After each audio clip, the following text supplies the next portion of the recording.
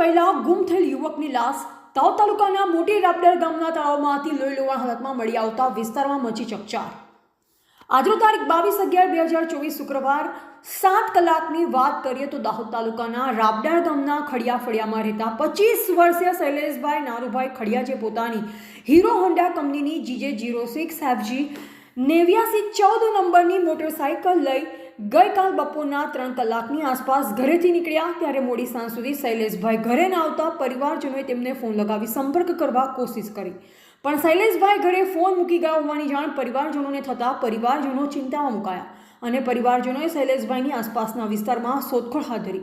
ત્યારે બીજા દિવસ એટલે કે આજરોજ તારીખ 22/11/2024 શુક્રવાર 4 કલાકની આસપાસ પરિવારજનો ગામમાં શૈલેષભાઈની શોધખોળ કરી રહ્યા હતા ત્યારે શૈલેષભાઈની હીરો હોન્ડા કંપનીની સ્પ્લેન્ડર મોટરસાઇકલ ગામના મોટી રાપડાલ ગામના તળાવ નજીક જોવા મળતા પરિવારજનો તેમજ ગ્રામજનો મોટી રાપડાલના તળાવ ખાતે એકઠા થયા અને તળાવની આસપાસ શોધખોળ હાથ ધરાતા તળાવના કિનારે શૈલેષભાઈના ચપ્પલ જોવા મળતા પરિવારજનોને શંકા ગઈ કે કંઈક ને કંઈક ખોટું થયું છે અને ગ્રામજનોએ દાહોદ નગરપાલિકા ફાયર વિભાગનો સંપર્ક કરી બિલાડી નાખી કલાકોની જહેમત બાદ શૈલેષભાઈની લાશ મળી આવતા પરિવારજનોમાં શોકનું મોજું ફરી વળ્યું।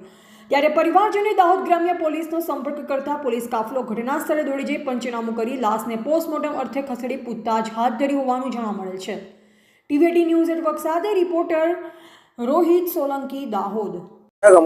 રાપડાલ એમાં એવું થયું છે કે મારો ભાઈ છે પોતે એ કાલે 3 થી 4 વાગ્યાની અંદર એ ઘરેથી જતો રહ્યો, કોઈને કીધા વગર ફોન પણ ઘરે મૂકીને જતો રહેલો। તો પછી અમે મોડી રાત્રે સુધી એની રાહ જોઈ, પછી 11 વાગ્યા પછી અમે તપાસ કરવાનું શરૂ કર્યું। બધા ભાઈબંધો એના ફ્રેન્ડ લોકોને પૂછ્યું પણ કઈ તપાસ નહીં મળી અમને, અને સગા સંબંધીઓમાં પણ પૂછી લીધું તો કોઈને કઈ જગ્યાએથી કઈ જાણવા નહીં મળ્યું અમને। પછી સવારે બી આખો દિવસ તપાસ કરી, પછી 4 વાગ્યાના અરસામાં મારા ગામનું તળાવ જે છે ને ત્યાં એ છોકરાઓ નાના હતા, ઢોર ચારવા ગયા હતા, એ લોકોને બાઇક જોવા મળી। તો એ લોકોએ છોકરાઓએ કીધું કે આવી બાઇક ત્યાં પડી છે, તો એના પછી અમે લોકો બધા ગયા હતા, એમ ફળિયાના લોકો 4-5 જણ મળીને બાઇક જોવા। તો એ મારા ભાઈની જ હતી બાઇક, અને પછી એમ દેખ્યું તો થોડી નજીકમાં તળાવની જે પાળ છે ને એ પાણીનો કિનારા પર ત્યાં એના ચપ્પલ પડ્યા હતા, એટલું જાણવા મળ્યું। પછી એના પછી અમે ફાયરની ટીમ એ બોલાવીને પછી શોધખોળ કરાવી તો અંદરથી લાશ મળી। લાશ પર કઈ વાગેલું છે?